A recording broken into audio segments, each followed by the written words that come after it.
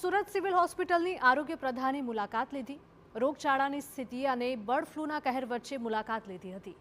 આરોગ્ય પ્રધાન પ્રફુલ પાનસેરિયાએ તમામ માહિતી મેળવી હતી.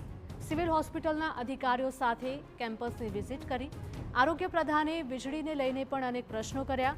રાજ્યમાં તમામ હોસ્પિટલોમાં પૂરતી વ્યવસ્થાઓ છે તેવું પ્રફુલ પાનસેરિયાએ નિવેદન આપ્યું છે અને બર્ડ ફ્લૂને લઈને પણ રાજ્યમાં આરોગ્ય તંત્ર સતર્ક છે.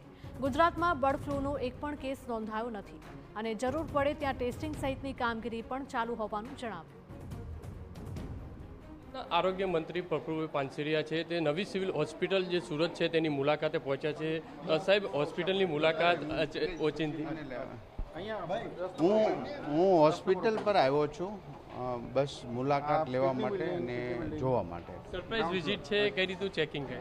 ચેકિંગ નહીં, અમારો વિભાગ છે અને કઈ રીતનું કામ કરે છે, શું કરે છે એ બધી જાણકારી, શું તકલીફ છે એ જોવા માટે. સર, અત્યારે જે રીતે રોગચાળાની ગરમી છે, બીજી બાજુ બ્લડ ફ્લૂની વાત ચાલી રહી છે, તો કઈ રીતે તકેદારી બધી જ ગુજરાતની તમામ હોસ્પિટલોમાં સંપૂર્ણપણે સજ્જ છે અને કોઈ દવા વગેરે કોઈ ઉણપ નથી.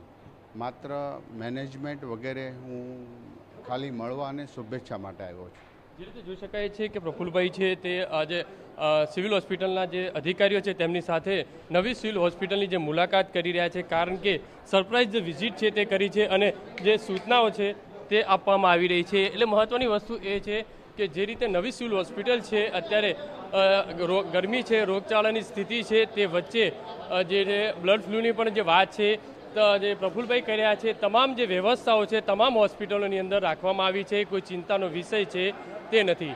કેમેરામેન સંજય ચંડલ સાથે બલદેવ સુથાર, TV9 સુરત.